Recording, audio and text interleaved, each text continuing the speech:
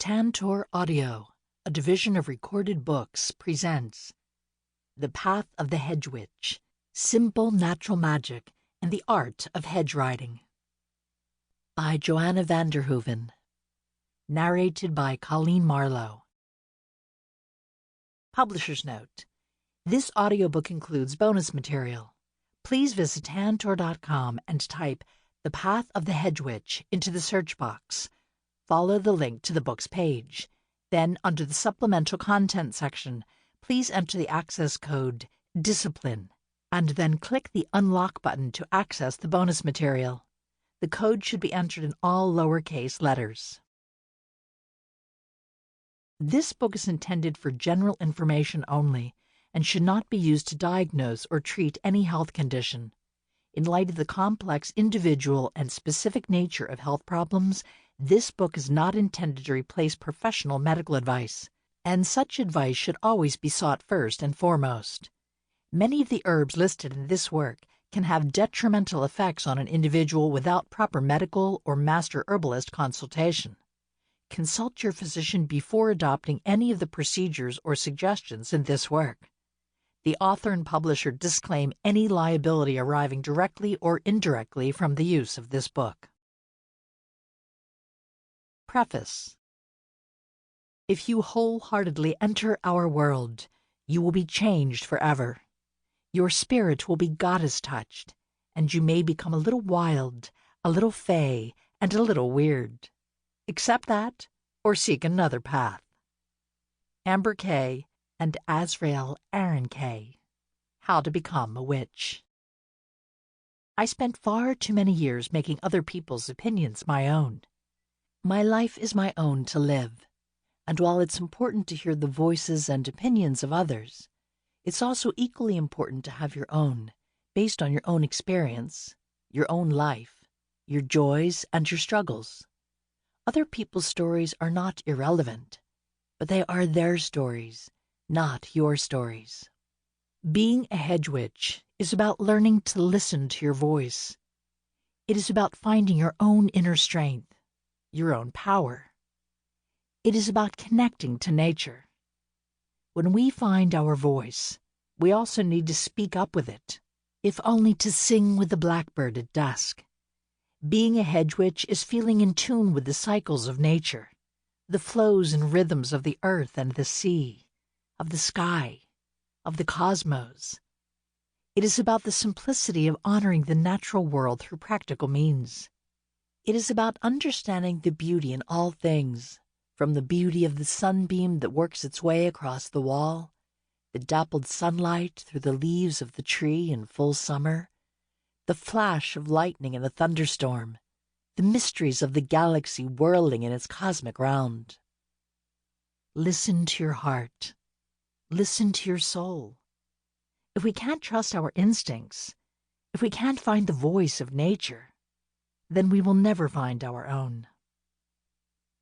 It is important to do your research, to do your homework. It is important to hear the stories of others. But do not make the mistake that I did. Do not make them your own. Their stories are their stories, and your story is your story, and every story will be different. And that is the beauty of Hedge Witchcraft. Each and every practitioner is different. Each and every practitioner sees life through the lens of their own perspective, their own intelligence, their own emotions, and their own power.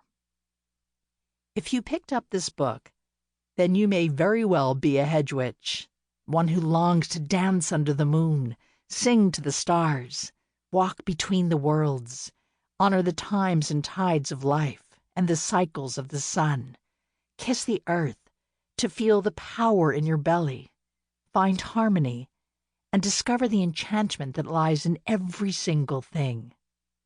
This is your path. No one can walk it for you. Blessings on your journey. Joanna van der Hoeven, Imbolc, 2021. Introduction. Be whole, be dust, be dream, be wind, be night, be dark, be wish, be mind. Now slip, now slide, now move unseen, above, beneath, betwixt, between. Neil Gaiman, The Graveyard Book. I have been a witch for as long as I can remember. I have always been enchanted by the sound of the wind through the pine trees and the last rays of the setting sun illuminating the sky. I have a special rapport with animals and often have prophetic dreams. I feel the rhythms of nature flowing around me and through me, and I have always honored the cycles and the seasons, though I may not have always had a name, ritual form, or tradition to describe it fully. It has always been easy for me to connect with the natural world, find solace in the wild places with animals and plants, and walk among the seen and the unseen. Some might know me for my work as a druid, which has for many years been an outward manifestation of my love for the earth. But inwardly, I also consider myself a hedge witch, dancing under the moon and laughing with the incoming tide. My path of witchcraft is something that is extremely personal, and something that is really just for me. Though I sometimes share ritual with others and am part of several pagan organizations, my daily path is filled with the magic of witchcraft and my own hedge witchcraft tradition. It is a simple, practical, down-to-earth tradition. It deals largely with the folk of the other world, and my life is blessed and enhanced from my worldly and otherworldly experiences. And now I am honored to share that part of myself with you, alongside all my other works in the realms of druidry. The term hedge witch can mean so many things to so many people. I love the fact that so many forms of witchcraft incorporate what works for the individual. And so you may find a witch calling on Christian saints while chanting over herbal potions or using other techniques, such as working with the chakras, bushcrafting, spirit journeys, or myriad other forms that all have relevance to the individual. And this is where the stress must be emphasized. Hedge witchcraft is for the individual. The relevance is for the person doing the work. Hedge witches do not need to conform to anyone else's ideas of what is and isn't acceptable, what is or isn't right. They have their own morals and ethics, and they think hard and long on these things. They work with the earth and the seasons, the moon and the tides, and they know where they stand in their own ecosystem. They cannot be labeled into one specific tradition that has rules and regulations. They are simply followers of the old ways. As well, since I work so much with the liminal spaces and the other world, in my practice hedge riding is the heart of the craft. It becomes a part of me, of how I live my life each and every day. I walk with one foot in each world, so I see the beauty and gifts that each presents, as well as the challenges. It has greatly informed my practice, and my life has been enriched from these experiences. It is what truly makes me a hedge witch. This book is about the simple practice and spirituality of the hedge witch. It is not a book on Wicca. Although it is perfectly fine to be a Wiccan hedge witch, I feel that the breadth of that topic would require a whole book in itself. So this book focuses on the old folklore and customs of the country witch, the hedge riding tradition, and the magical arts of the country folk. Hedge witchcraft is a wonderful path of exploration, and you don't need to narrow your focus to just one specific form or tradition. You will always be learning on the path of witchcraft. You will always be free to study and learn what you want, not what someone tells you that you should do. In this work, I call my own path hedge witchcraft to denote the practices found within this tradition. But you may find another name for your tradition or use none at all. You can incorporate things that you like from other traditions, as many witches in the past have done and will continue to do in the future. As long as you honor the context in which your tradition or practice evolved and give it all due respect without using it inappropriately, then all should be well. If witches of the past and of today had a motto, it would probably be this: If it works, do it. This book's intended as an introductory guide to help you find your own path and way of working as a witch. It is a simple path, one that requires few tools or complex rituals, relying on the relationship with nature alongside traditional and folkloric knowledge. It provides guidance for a solitary path, one that calls on your own wits and intelligence, integrity and strength. It is also about the art of hedge riding, of walking between the worlds in your craft. We work with the fair folk, fairies, and other spirits to learn more about this world and the other world, and use that information in our daily lives. Note what you agree with in this work and what you do not agree with, and ask yourself why in both situations. Try out the rituals. Experiment.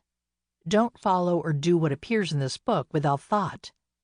And if something doesn't speak to you, or you feel that it isn't right for your path, then simply don't do it. Discern for yourself what you feel will be applicable to your path and your life, both from this book and from all other books and teachings you may receive in the craft. Just because you disagree with something in a book doesn't mean you have to stop reading and put it away. I've learned over the many years I've been practicing that it's possible to disagree with an author on one issue and see something that really speaks to my soul in the next chapter of their work.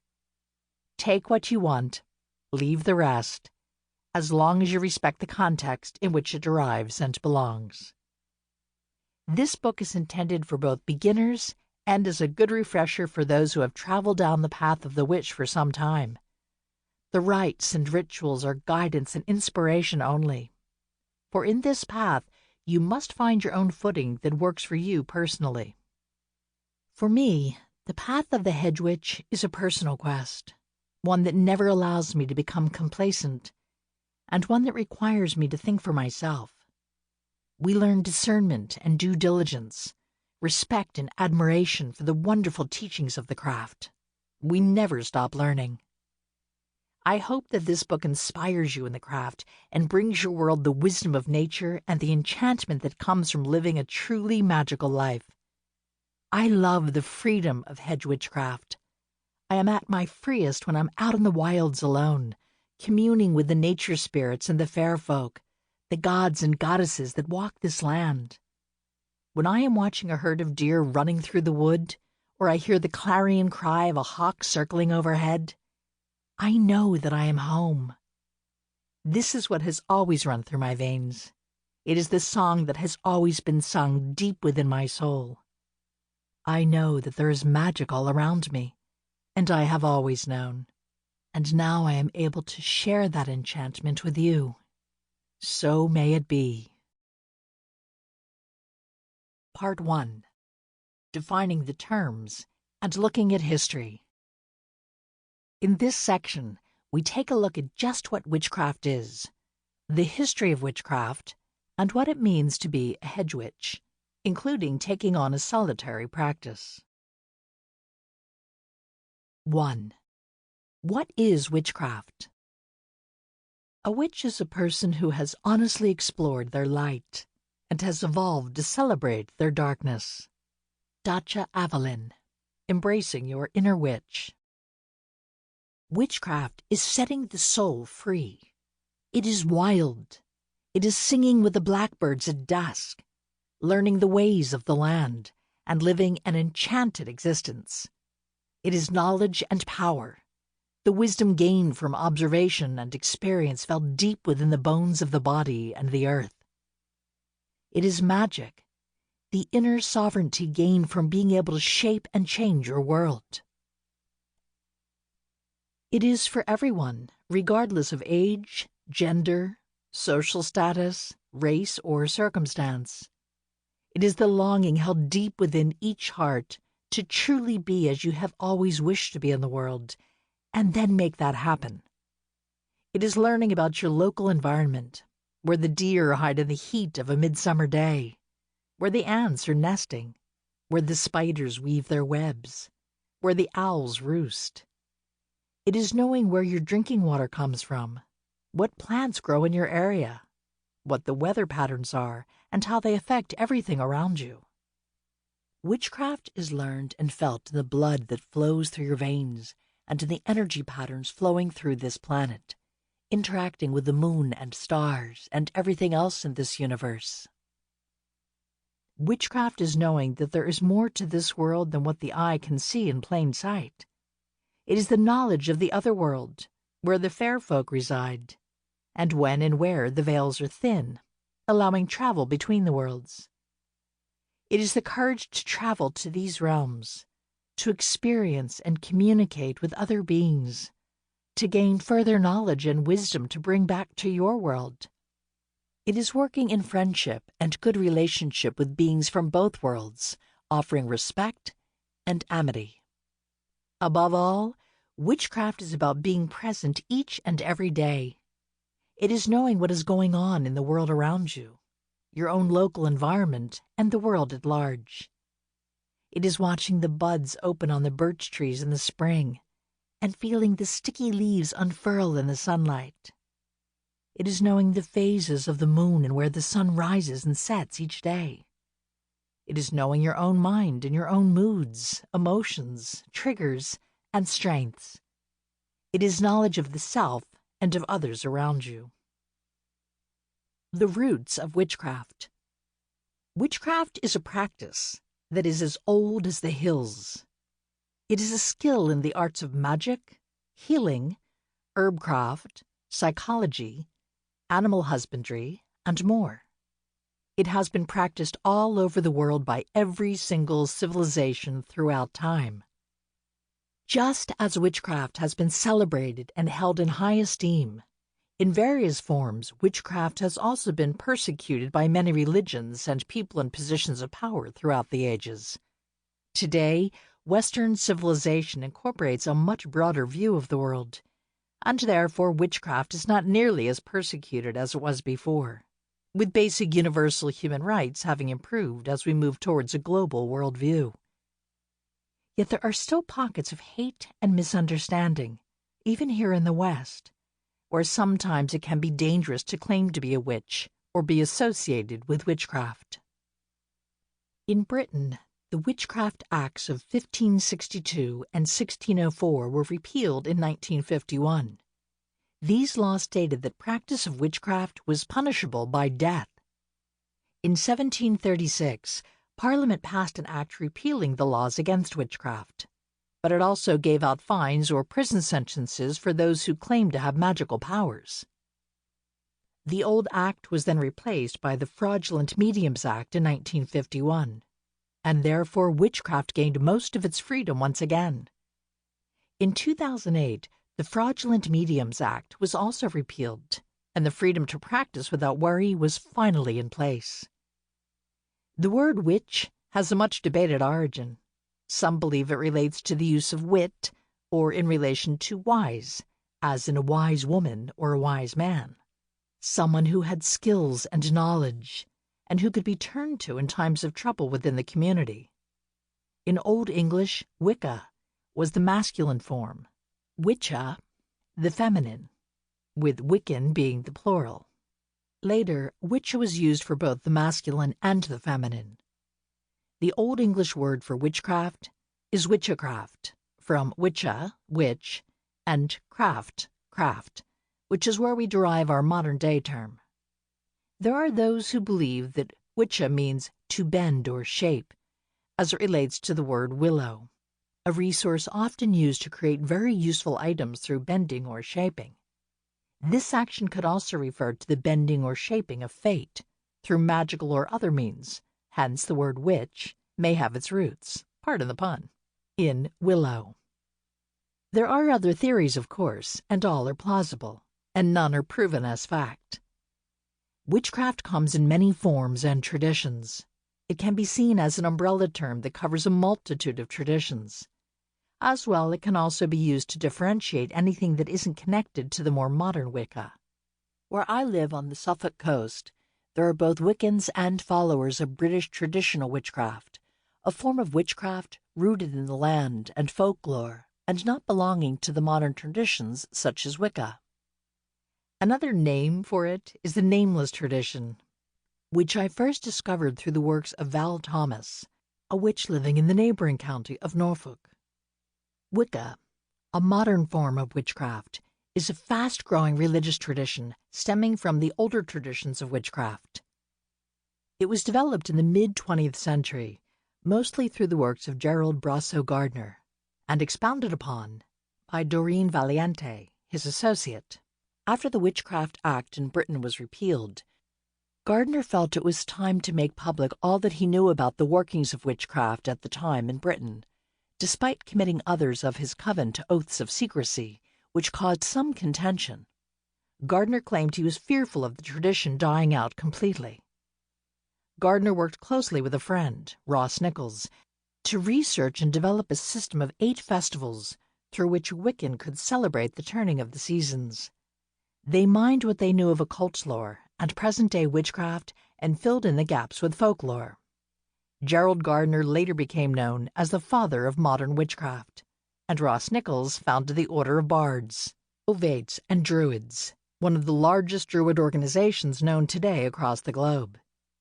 It was Doreen Valiente who put Gardner's work together into a cohesive form and rewrote some of the material with her talent as a poet and a writer.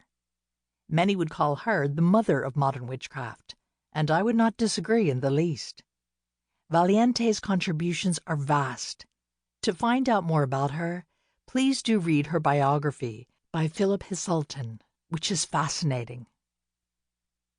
In Britain, witchcraft can be seen as the inheritance of the indigenous magical traditions of these lands, alongside other forms of paganism, such as Druidry.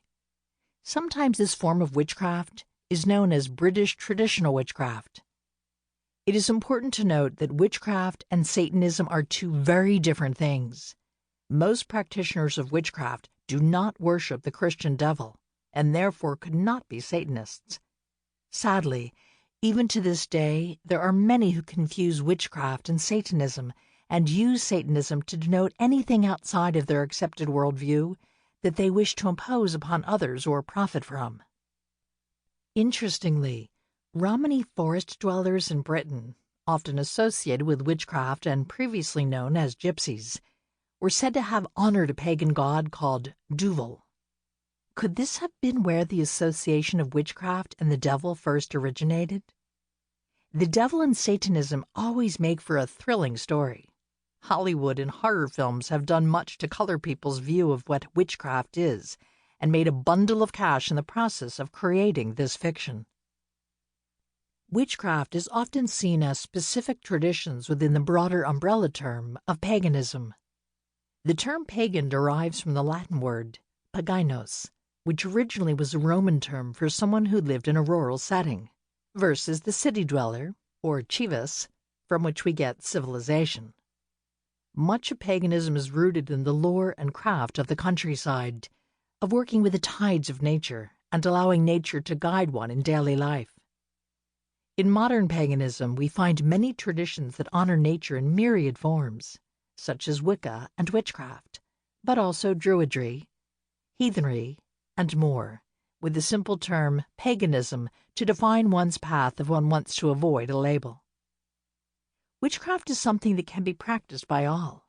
It can be found deep in the heart of a city or out on the wild and windy moors. Wherever we are in the world, we are always surrounded by nature, whether that is the sunlight or moonlight, the wind, clouds, and rain. Rivers flow past cities, and the earth still hums beneath the concrete. Parks are often pockets of green magic where the enchantment flows on a smaller scale.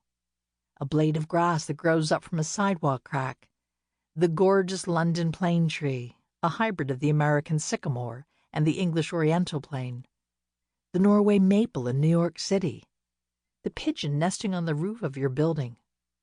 All these are parts of nature that you can interact with. In this work, the witchcraft presented here is a blend of many things: my own personal knowledge and skill, inborn talents, teachings received, in-depth research, and practical application that I have gained over my 30 years in the tradition. It is a blend of many influences, suited for the solitary seeker who works and walks between the worlds. I will provide the well-known information, concepts, and correspondences, but I will also point out that these may not be applicable to you in your particular area. Hedge witchcraft is very much a local tradition, so things may change dependent upon your situation. Wherever you are, I hope that the journey will be a magical one, and that we can bring back the enchantment so needed in our modern-day world. Blessings in your work. She walks out into the moonlit back garden, the owls hooting in the trees on the hillside. Everything is covered in silver light, ethereal and magical. She stands in the center of the garden and raises her hands towards the moon, drinking in its energy and light, and also that of the dark shadows cast around her. She spins around and around, filling her soul with the wonder and magic of the night. She stops, dizzy, and then begins to spin her body the other way, unwinding the energy that she has raised within her. She comes to a standstill. The world tilts this way and that before it settles before her. It's all perspective, a voice whispers in her mind. She laughs aloud her joy and falls down onto the soft grass, placing her hands upon the earth. They shine silvery in the moonlight, and she follows the energy down, down into the ground. She can feel the energy of the season's tide, the moving and flowing, the waxing and waning. She then lies back upon the ground and looks up into the starry expanse of the heavens. She knows who she is and where her place is in this world, and she is free. 2. A brief history of witchcraft. The witch figure remains one of the very few embodiments of independent female power that traditional Western culture has bequeathed to the present. Ronald Hutton, The Witch. Witchcraft has probably been around as long as human consciousness has, in some form or other. It can take many forms, from a shamanic and animistic practice to one that uses very modern formal and complex rites, rituals, and correspondences. At the heart of witchcraft is the ability to create change in the world, to take control of aspects of our lives and the natural world around us in order to bring about the desired outcome. Witchcraft in the ancient world. It is difficult to separate witchcraft from religious or spiritual traditions found in the history of ancient humanity. As we simply do not know what they believed, we can only make assumptions based on what we find through archaeology and anthropology. There are tantalizing examples of cave art from our Stone Age ancestors, where we see human beings with animal qualities performing rituals of a sort. We assume that the cave paintings and statuary/figurines represent god-goddess images or their priests/priestesses. However, it is still an assumption. The rites and rituals that may have accompanied these items would have elements of what we know today as witchcraft, and perhaps evolved from them. At the very least, we can deduce from the artwork that they had religious or spiritual traditions. But what exactly these were is anyone's guess. It's yet another assumption, but one many are happy to make, that throughout history there have been those who have been seen as different, as set apart from the normal lives and routines of others, whether it be in a tribe or a community. These people may have had highly developed sensitivities and were able to predict the weather. For example, I personally always know when the pressure is changing from a high to a low front. I can feel it in my head and my ears pop. They may have had a near-death experience that granted them the ability to deal with death and the dying. They may have known where certain herbs grew that could heal specific wounds. Notice that I say may in each of these sentences because we just don't really know for sure, and it would be irresponsible for me to say otherwise. Witchcraft in the Middle Ages. We can get a somewhat clearer, though still heavily biased picture when it comes to actual recorded history, not only of what was perceived to be witchcraft, but of the patriarchal Sample complete. Ready to continue?